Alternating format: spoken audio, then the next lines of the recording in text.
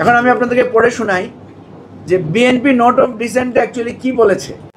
যে জুলাই সনদটা প্রিন্টেড আছে সেখানে আপনারা দেখবেন 84টা পয়েন্টের মধ্যে শুধুমাত্র 20টা বা 22টা পয়েন্টে সবাই বিনা দ্বিধায় সবাই একমত হয়েছে, আর 60টা বা 58টা পয়েন্টে দেখবেন কারো না কারো ছোটোখাটো দ্বিমত, একমত নই, নোট অফ ডিসেন্ট এই ধরনের কথা বলা আছে।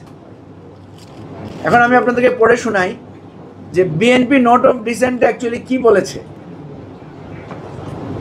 মানে বিএনপি আলাদা করে বলে নাই, সেখানে একটা নোট লেখা আছে। এই প্রত্যেকটা যেখানে যেখানে নোট অফ ডিসেন্ট বা বলা আছে সেখানে বলেছে অবশ্য কোনো রাজনৈতিক দল বা জোট তাদের নির্বাচনী ইশতেহারে উল্লেখপূর্বক যদি জনগণের ম্যান্ডেট লাভ করে তাহলে তারা সেই মতে ব্যবস্থা গ্রহণ করতে পারবে। এটা আপনারা কয়েকবার পড়বেন, পড়লে আপনারা বুঝবেন এখানে ওনারা আসলে কি বলেছেন। ওনারা বলেছেন যে ওনাদের নির্বাচনী ইশতেহারে এই প্রসঙ্গে ওনারা যে দ্বিমত পোষণ করেছেন বা নোট অফ ডিসেন্ট দিয়েছেন সেটা ওনারা লিখবেন নির্বাচনী ইশতেহারে।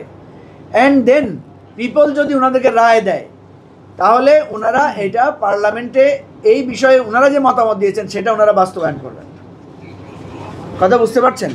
তার মানে হচ্ছে এখানে যে সিদ্ধান্তটা হয়েছে সিদ্ধান্ত ইজ ডান, কিন্তু ওনাদের একটা আলাদা প্রিভিলেজ ওনারা নিয়েছেন এবং এটা ওনারা ইশতেহারে উল্লেখ করবেন। উল্লেখ করলে যদি রায় পান তাহলে সেটা ওনারা বাস্তবায়ন করবেন। তাহলে আমি তো এখানে কোনো ক্ল্যাশ দেখি না। আরেকটা আর্গুমেন্ট হচ্ছে যেটা আমার সাথে কনসেনসাস কমিশনের মেম্বারদের কথা হয়ে আমি যেটা বুঝলাম, ওনারা বললেন জুলাই সনদে প্রত্যেকের বক্তব্য আমরা নোট করেছি এবং প্রিন্টেড ভার্সনে যেটা আছে সেটাতে আমরা কিন্তু এটা বলেও দিয়েছি কার কি মত, কিন্তু আমরা আদেশের জায়গায় এটা উল্লেখ করি নাই, যেটা বিএনপির আপত্তি যে আদেশের সময় ওনারা এটাকে সরিয়ে ফেলেছেন।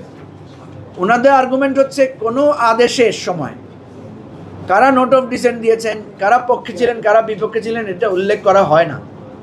আমি আবারও বলি, উদাহরণ হিসেবে ধরেন কোনো অফিসে যদি কোনো একজন কর্মকর্তার পদোন্নতি বা তার পদচ্যুতির সিদ্ধান্ত নেওয়া হয় তাহলে মিটিংয়ে অধিকাংশের মতে সিদ্ধান্ত হয়। কেউ কেউ সেখানে আপত্তি তোলেন, কেউ কেউ নানা ধরনের আর্গুমেন্ট দেন। এটা কার্যবিবরণীতে লিপিবদ্ধ থাকে, কিন্তু যখন অফিস অর্ডারটা জারি করা হয় তখন কি বলা হয়? তখন বলা হয় যে কর্তৃপক্ষের সিদ্ধান্ত অনুযায়ী অমুককে পদোন্নতি দেওয়া হইল বা সিদ্ধান্ত অনুযায়ী অমুককে বরখাস্ত করা হইল। সেখানে কে আপত্তি দিয়েছে কে অনাপত্তি দিয়েছে সেটা লেখা থাকে না। এরপরে যদি কেউ এটাকে নিয়ে কোর্টে যায় দেন ওই কার্যবিবরণী উপস্থাপন করতে হয়, সেটা নিয়ে ডিসকাশন হয়। আমাদের যে বক্তব্য সেটা হচ্ছে বিএনপি এই প্রিভিলেজটা তো পাবে যেহেতু তারা এটা নোট ডাউন করিয়েছে এবং এটার সাথে রিলেটেড হচ্ছে তারা ইশতেহারে সেটা লিখছেন কিনা, দেন তারা রায় পাচ্ছেন কিনা, পার্লামেন্টে গিয়ে তারা সেটা করবেন কিনা। দেখেন গণভোটে কিন্তু একই সাথে ভোটাররা দুইটা রায় দিচ্ছে, একটা হচ্ছে এই জুলাই সনদ বাস্তবায়নের ব্যাপারে তারা হ্যাঁ অথবা না বলছে। ঠিক একইভাবে যদি তারা বিএনপিকেও ক্ষমতা দেয় যে আপনাদেরকে 2/3 মেজরিটি দিলাম আপনাদের ইশতেহারের আলোকে, তবে বিএনপি তো একই সাথে দুইটা ক্ষমতা পাচ্ছে, এটা বাস্তবায়নের ক্ষমতাও পাচ্ছে আবার দ্বিমত করার ক্ষমতাও সে পাচ্ছে। 2/3 লাগবে না, হাফ দিলেই তো হয়ে যাচ্ছে। হাফ দিলেও হচ্ছে এনিওয়ে, যদি সেটার অর্থ সেটা হয়, কারণ এখানে তো পরিষ্কার করে বলা নাই।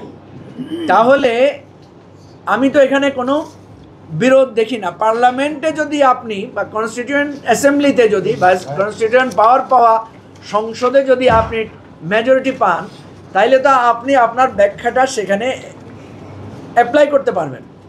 কারণ পার্লামেন্টে তো তখন আর এই যে আমরা যারা পার্লামেন্টের বাইরে যদি কেউ থাকে তার কথা তো আর সেখানে খাটছে না।